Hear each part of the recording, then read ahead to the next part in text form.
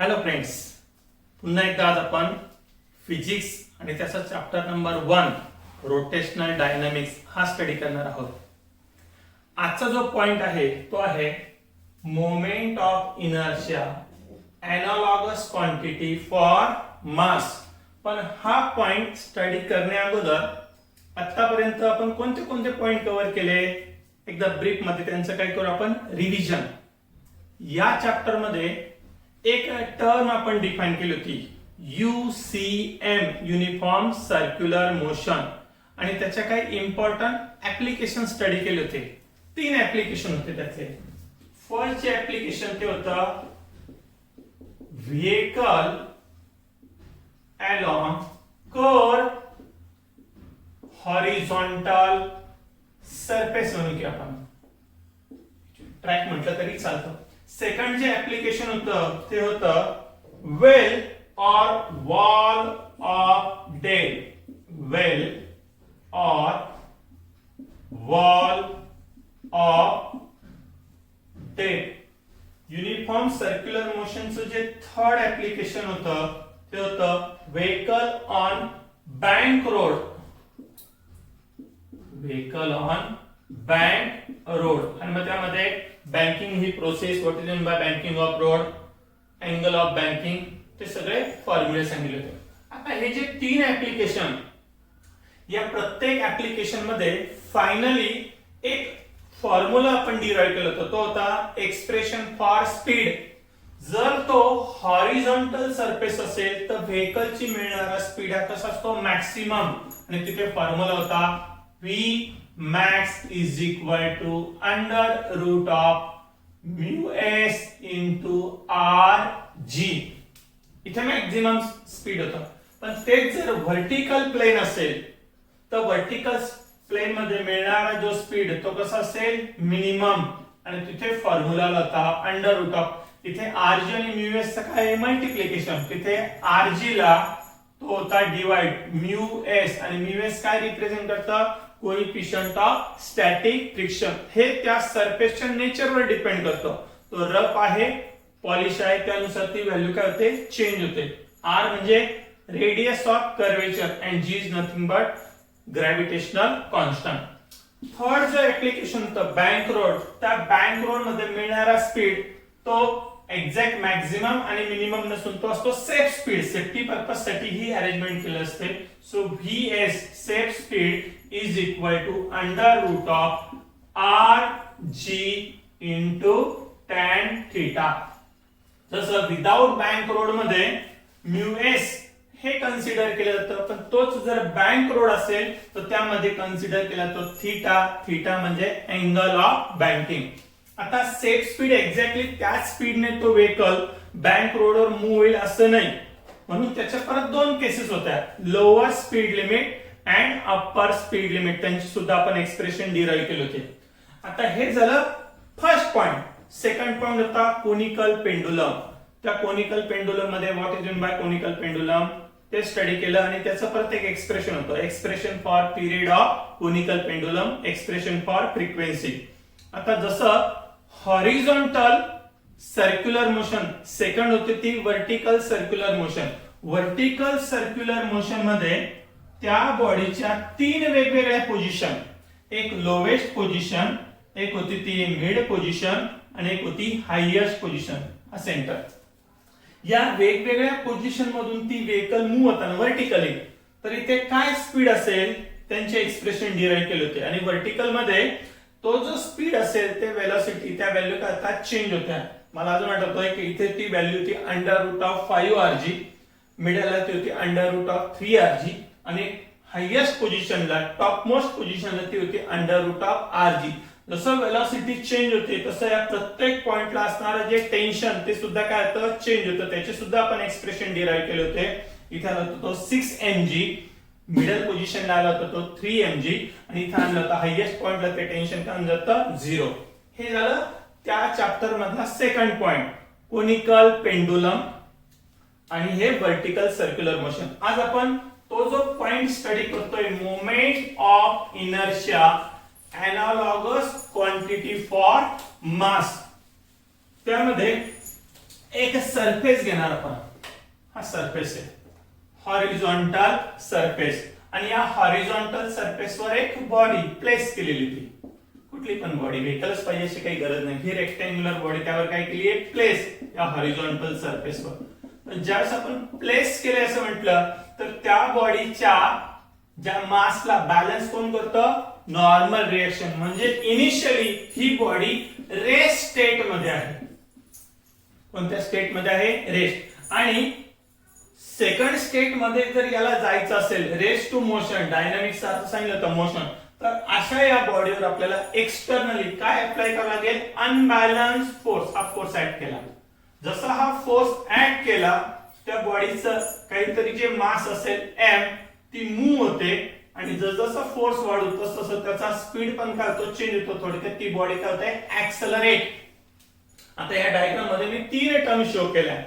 F represent करतो applied force, m is nothing but mass of body, आणि a is nothing but acceleration. Acceleration means the change in velocity with respect to time. या a ला तुम्ही म्हणू शकता v2 minus v1 upon t.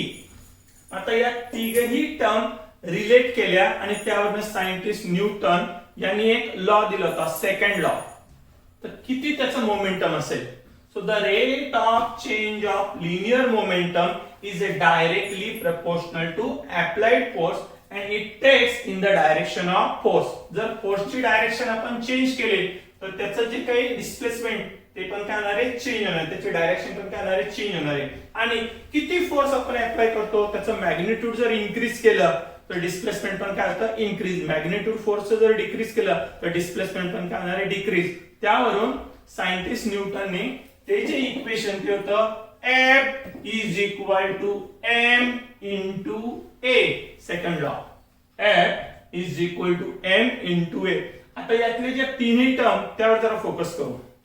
आता सांगितलं की हा F म्हणजे काय, फोर्स, m म्हणजे काय, मास, आणि a म्हणजे काय, ऍक्सेलरेशन. सध्या या केस मध्ये आपण लिनियर मोशन स्टडी करत होतो, लिनियर. पण आपला चॅप्टर आहे रोटेशनल, म्हणजे या बॉडीला लिनियरली न मूव्ह करता आपल्याला कशी मूव्ह करायची, ती रोटेट करायची. मग रोटेट जर करायचं असेल तर फोर्स अप्लाय करून चालणार नाही, त्या फोर्सला रिप्लेस करणारी एक दुसरी क्वांटिटी. इथे ते जे लिनियर त्याचं जे मास होतं, आता लिनियर जे काही त्याचं ऍक्सेलरेशन होतं ते पण चेंज होऊन जाईल. आता मास ही सुद्धा जी टर्म आहे ना, ही पण काय होऊन जाते, चेंज होते. पण लिनियर मध्ये जर इक्वेशन असेल F is equal to m into a, तर तेच रोटेशन मध्ये किंवा अँगुलर मध्ये काय चेंज होतं, फोर्स. तो रोटेशन होण्यासाठी फोर्स ने अप्लाय करता त्या बॉडीवर अप्लाय करावा लागतो आपल्याला टॉर्क, आणि तो रिप्रेझेंट होतो तो. ते जे लिनियर ऍक्सेलरेशन, ते लिनियर ऍक्सेलरेशन हे चेंज होऊन जातं आणि तिथे घेतो आपण अँगुलर ऍक्सेलरेशन, ते डिनोट होतं अल्फा. आणि हा जो मास आहे या मासला सुद्धा एक एनालॉगस क्वांटिटी आहे आणि ती रिप्रेझेंट होते I.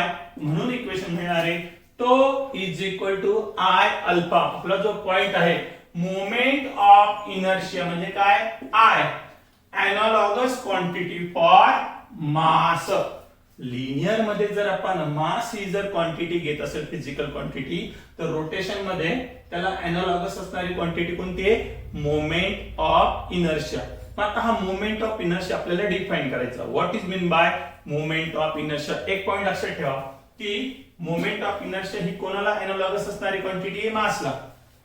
फोर्सला एनालॉगस असणारी क्वांटिटी कोणती आहे, टॉर्क. लिनियर मोशन मध्ये ऍक्सेलरेशन जर a असेल तर अँगुलर मध्ये ते कशाने डिनोट केलं जातं, अल्फा. आता what is mean bye moment of inertia he concept, त्यासाठी एक सिंपल बॉडी कन्सिडर करू आपण, रिजिड बॉडी. ही रिजिड बॉडी आहे. आता रिजिड बॉडी मध्ये ज्या त्याची साईज वाढवली त्यामध्ये सिंगल पार्टिकल असून काय असणार आहे, n नंबर ऑफ पार्टिकल, खूप सारे पार्टिकल्स बघा, हे n number of particles, n number of particle, n number of. आणि मी सांगतोय की ही बॉडी काय होते, रोटेट होते, पण एक्झॅक्ट त्या रोटेशनची पोझिशन आपल्याला माहिती नाही.